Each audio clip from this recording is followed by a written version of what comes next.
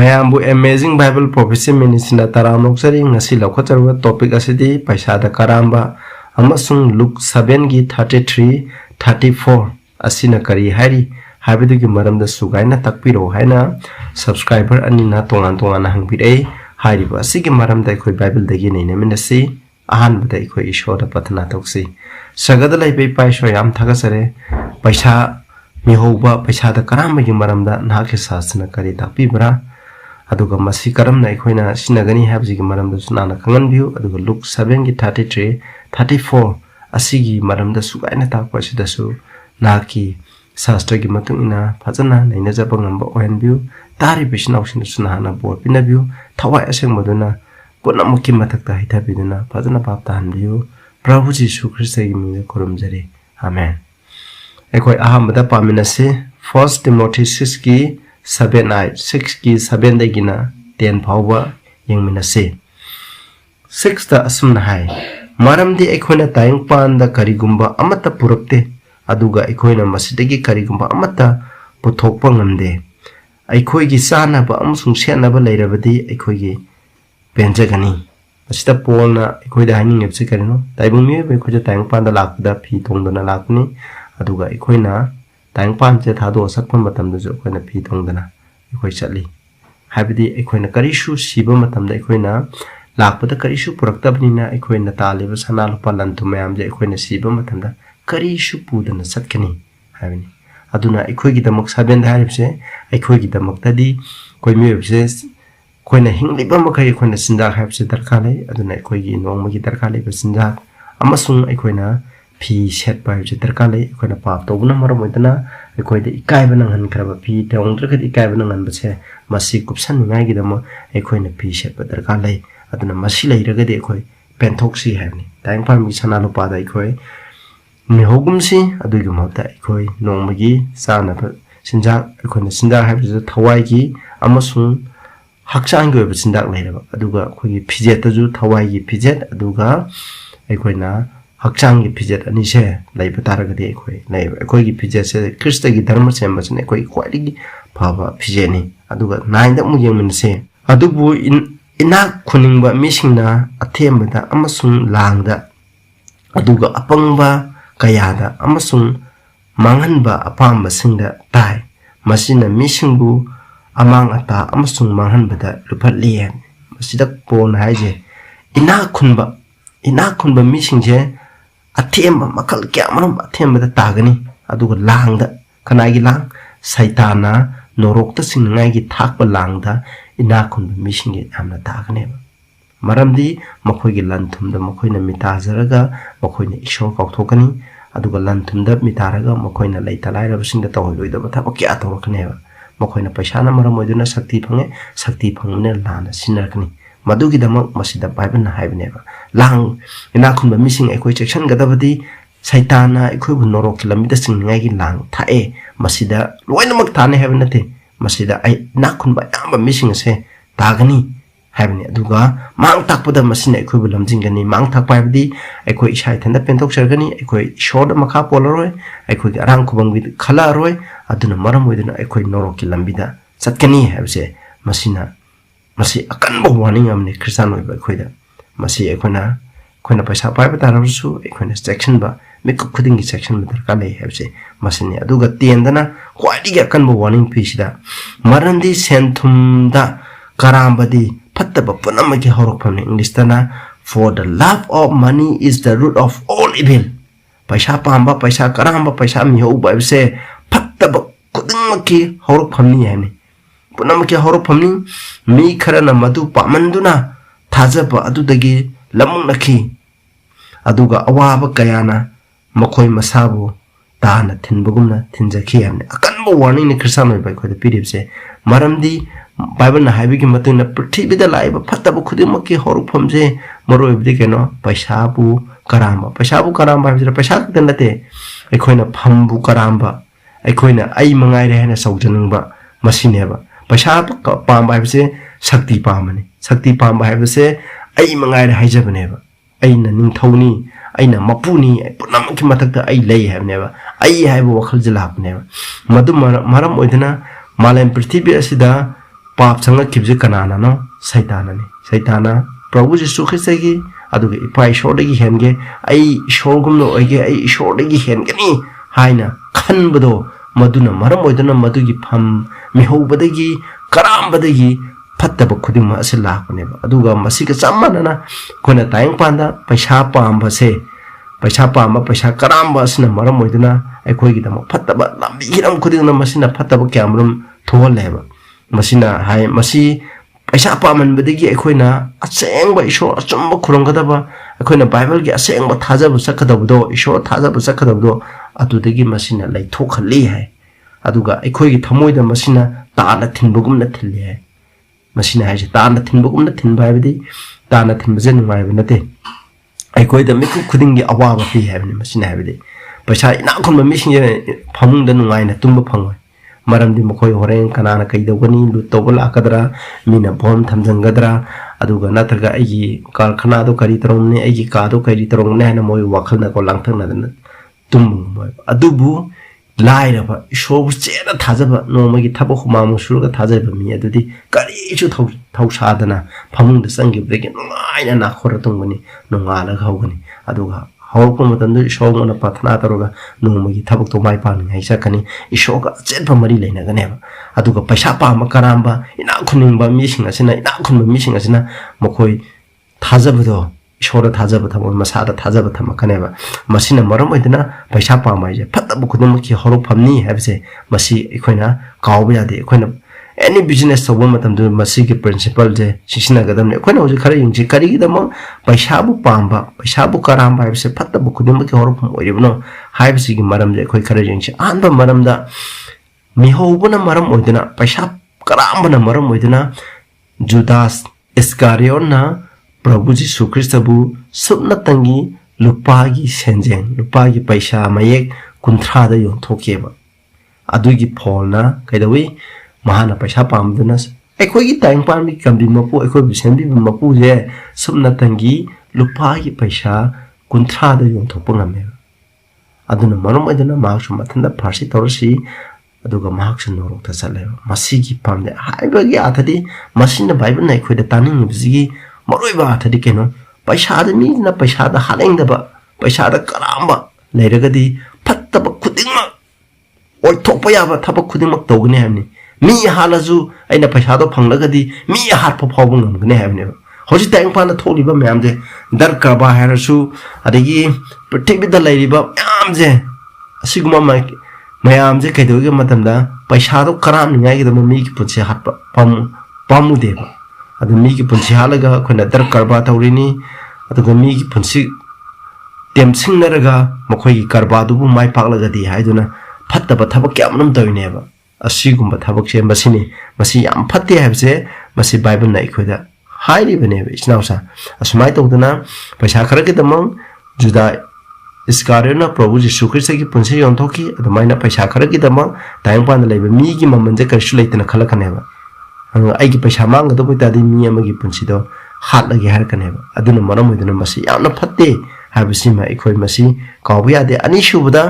paisa pamba asina maram oiduna namthak oidaba ngangba je hawaiba aduna x pa khonja pasingi 5 ki 1 degi na 10 bokda na khoina pa ba taragadi khangni 1 degi na 3 da anania amasung sakera koba matai manaw lerame aduga mokoi sheboksina anba krisan ropo matandari mokoi gi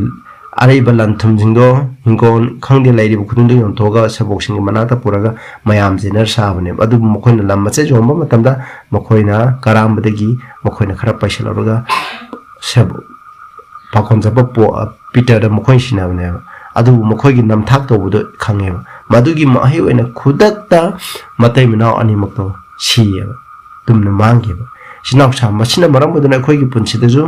पैसा पा करामबदगी अखोइना ओइदब ngang kanaigi markta ishorgi markta thawai asengbagi markta ngangani maru mapangsingi markta oidab ngangani oidab ngangbagi panthungdi karino siba habsne norok sakpa habsne masina norok phawa lamjingba ngami habje masineba aduga probab masina ikhoida ishoda thajabagi mota ikhoi isha ithanda oina थाजा जगनेबा पैसा पामसिना प्रभाव 11 के 28 ताजे मसागी लंथुम the चेना थाजाबा mark तुगनी अदुबु धर्म चेंबनी मीना असंगबु उपान गुमना सावखतकनी हाबे adun masagi ina khum da thajaba mahak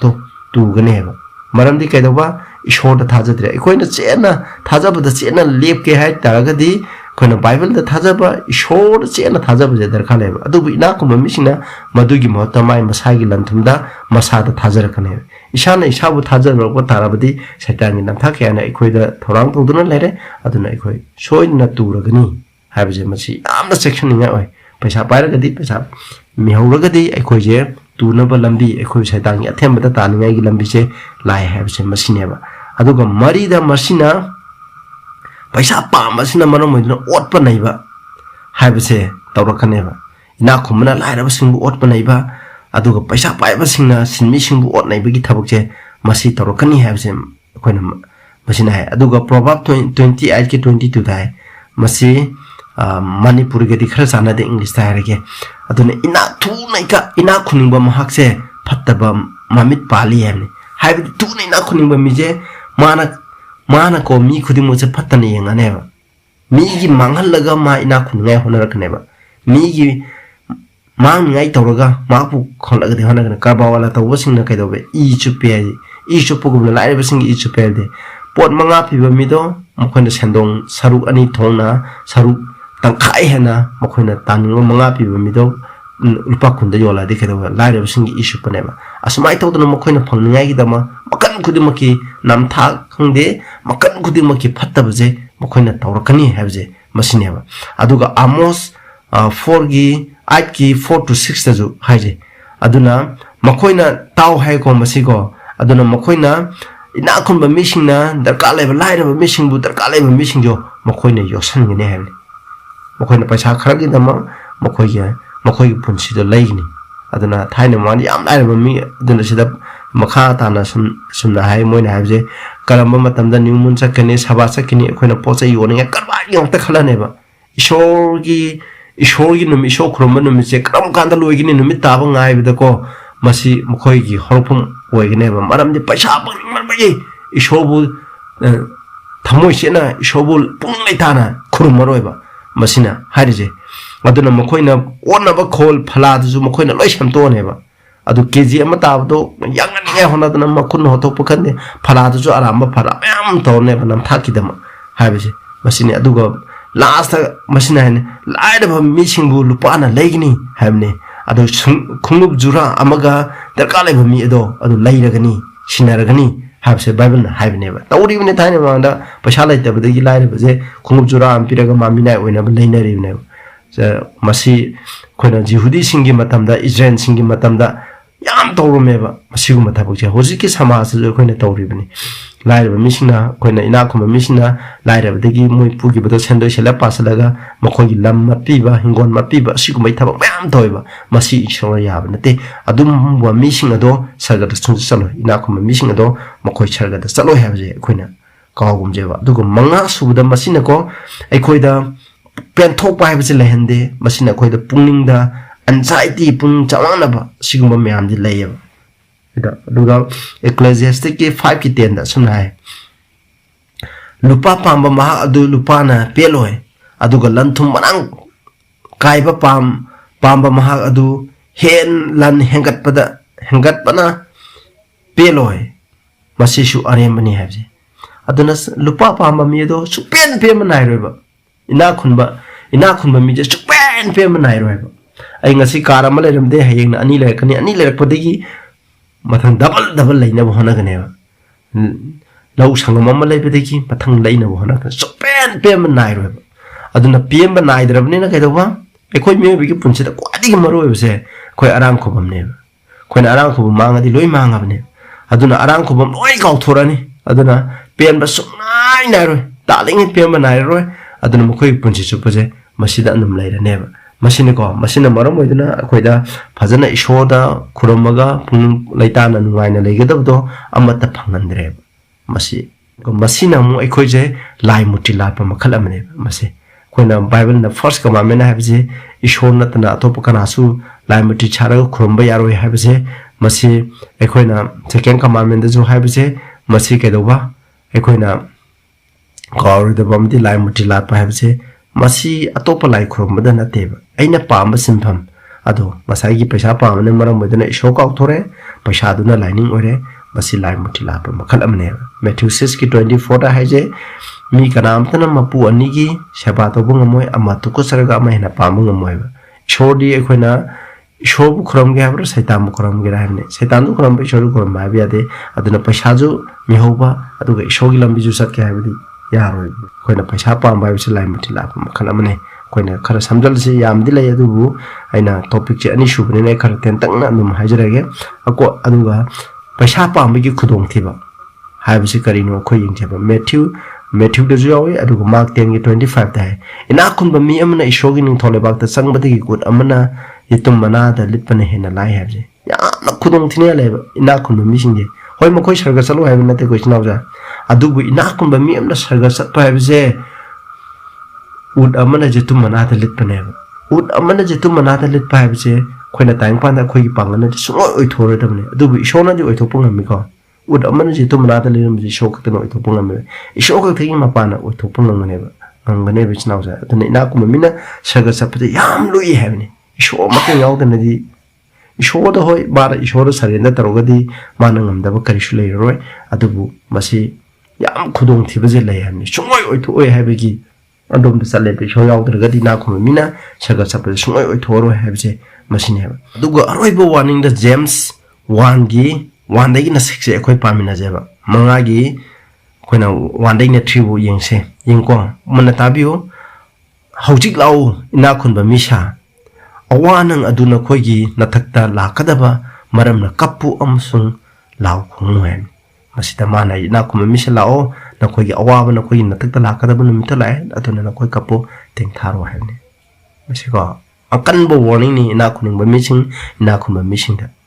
na khoi gi lanthum adu mangle na khoi gi phiron adu tinna chathok le ne ai na ta le ba sana lo pa lanthum por andalan ko de mo se aroi ba matam da prabhu ji sunna ni shubla ko matam da mo khoi loi ud on ki gane ba kari shu kana roi ba adu bu ai na paisa li ba lanthum asina lai re ba sing da mateng pang da ba isho gi thabak shu ba da mateng pang da ba da sina da na ai isa gi nungai ni ai ka da mo paisa lai tar di masina ai gi mai ta lep kane ba aduna ai gi arang ko bam gi mai ta lep kani ai norok ta sakni masina saki oi kini haibdo masina lauri baneba na khoi gi sana amasung lupa adu calling kare amasung na khoi gi calling na ma khoi gi mayok ta saki oi gini masina khoi gi hakchang mai gum na sakani na khoi na akon ban missing ta mak nan thum paisle haibje na khoi gi sana lupa adu calling kare karamba paisa lupa na sina da paisa adu calling ka amne calling ka ba bidi isho na khoi ina khulali je kari gi da magno haiba taragadi ai khoi gi karo le ka da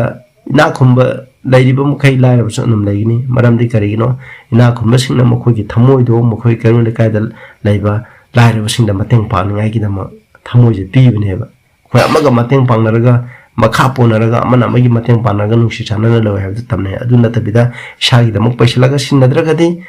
calling ka ba samane calling karadi kanadre haibne ba masi atop singi sebada sinnadraga di kanadre habni adu haide bu kanada ba pesajna heng chaki warkane aina nang bu ina kunan bani aduna nang na kari gidam aina pigi ba pesada nang krishne aina pigi pesado aigi awana taraba misina mateng pa ngai gidam pibni adu nang krishne nang na sai ngai ngai si aduna nang norok sapada matik chai habje shonai khoida haigine ba aduga masi maigum na sakane haja roiba matam dani masi khudimak se maigum na sakane ai koi ma thaju masina saki pirani masi maigum na sakani prabhu ji sunani shubla ku matam da maina saloi da je karam no ai koi gilam sat prabhu ji sukhi saga mana banam sat mangon da leiba achat ba thaja je masi saloi ha bisne ba duga 5 ki 4 da gina 6 bo yengu na koi na nam thak tok duna pi da na thamli ba na koi gi labuk ta lau khaw duna thabak shuba singi khusuman aduna lauri lau khaw basna kap adu la tengol singi ibungo gina khongde yaure na koina malemda harauna amasung haksang apamba adu thungan duna lai hatpa gi numita oibugmana na koi gi na thamoi bu noihale na koina asumba mibu aramba tanki amasung hatki mahangna na koi bu thingde han naredi na khum mishinga koina khusuman mi gi pibam thokpudo pida bidan nam hengna ba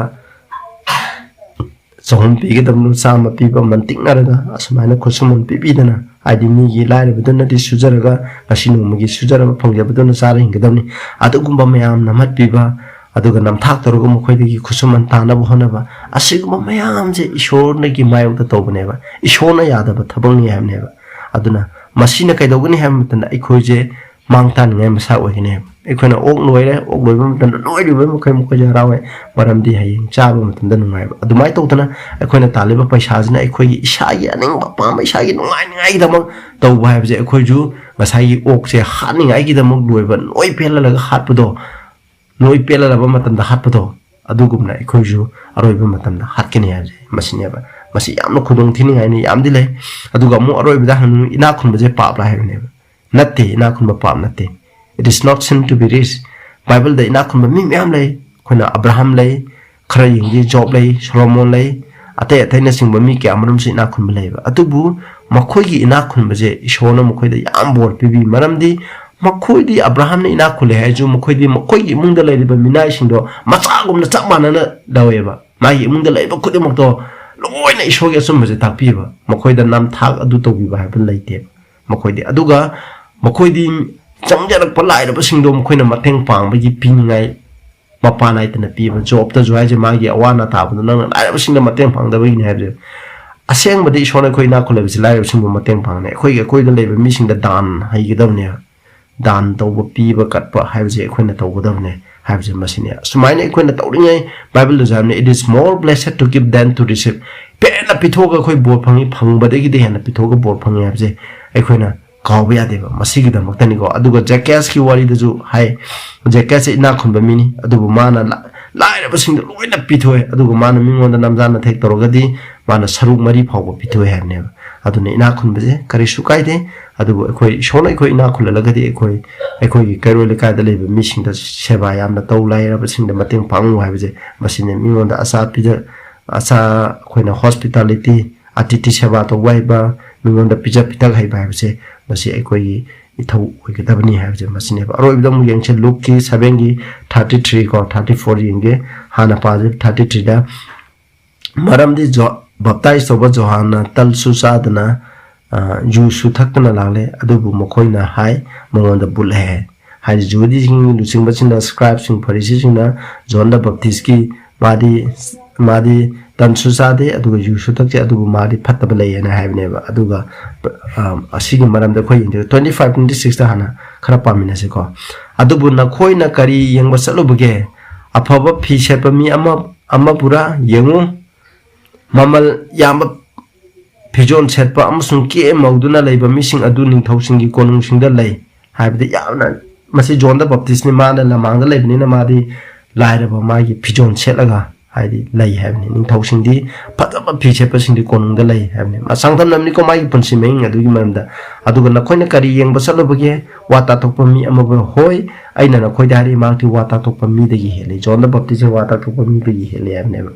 29 inch. Madame the Ina Koidari, Nupishina Popa sing the Marakta, Johan the Gihan Sauba, Watatopa me a tail late. Adum or number is showing in Tolabata quite get people Mahagan among the Gihan as our Henry. My joking at the Pinapoko, my joking at the Marakta, John the Baptist, not quite get over my only have the Bible high. Moses takes a man in a sound. I had in Moses no Pinapoponi, Adubu, Mana Mohaj no tag than Adubu is showing in Tolabata, quite a big Adunamu, Canadian as however, John the Baptist taking hands out. Have the Aquina showing in Tolabata, the Aranko Bami, Pangbomido, Madugi Mai Beludo, Yami have a neighbor, Machinaje, Maman Yami have a machine, Machina. Me Punama Amazon Kazanat over Sina Maki Wata the baptized over Johan the Gi baptized Lokarba, Maramna is showed it Dermasembani, Haina Jazaki, Haduna Majon the Baptist Watara, maybe I'm kind of pulling home, but get them a party pulling home, but lining Nodo, Yakiba. Contramatrida. Adubu Parising Sing Amazon Wine and Kang Habasing Nadi, Johan gi baptized Laudaba, Maramna is showing Madu Mokoi Masaki the Muyazaki. Mokoi the John Taki with the Lote Mokoi Punung, Mokoi the Punumba, the Kalite has it. Mokoi Parising Amsung Daramagi, Ozasing, Mokoi Sastragi, Ozasindo, Maduneva. Aina Miron Asi asigi missing asi kariga sangdam nagadage makoi kariga manavge ad ishona hariba farisi sing amsung scribe sing do kana ga sangdam navge hadani masida sunai makoi di kaithen na phaliba angang macha sing gumni makoi na amaga kauna duna hai aikoi na nakoi gi damo basi khongi adubu nakoi na jagoi sade aikoi na nakoi gi damo tingthana hoi adubu nakoi na kapte hadne habdi aikoi na shoyi mina haibdo adugi matung na tawamne koi na basi khonga di jagoi sawamne aduna John the Baptist na habisu patorobni na khoi papte gi puning hong ngai gi dam laiming no ba ji basineba adugi tantha dugi tantha gi matung na khoi ne sei sakpa du jogoi sa ba bido tawde habneba masi shono warning ma piragadi bible legi warning ma piradi warning adu pi ba section wa pi dibido madugi matung na khoi sakadamne adu scribe for researching the satteba marindi makhoi masana masabu pentok seba adunu maram hoidana makhoi di makhoi gi thamoi da aramna maro de mi khuding muse makhoi gi matung na tawdagadi mi khuding muse makhoi na maran sigine ba aduna maram hoidana John the Baptist sa maran chi Prabhu Jesu Christ sa maran chi bne yengji go kunta de maram di baptize to Johana talsu sadana yusu thakna la aduga makhoi na mongon de put lai hai ko mongon de bule masina hai de keno John the Baptist ki mai punchi wari je khoi yingmina je sen tangna Luke 1 gi thate ki matungna angang adu chakolukna thawai de kankhalami amsuma na masabu ijenda phongtok tri pawol lamang da lai rami hamni John the Baptist se ma lamang da lai bani na ma gi chindak che Matthew 3 gi 4 5 da John na masama si ut matu gi fi seli aduga yaw gi khwangyet amana ma khwang laksili ma ki chindak di coaching amasung dam khoini aduga Jerusalem Judea apumba amasung Jordan gi ko de leiba mi puna muna tholok na ma ki manaka sala sida maroina John the Baptist ki ma gi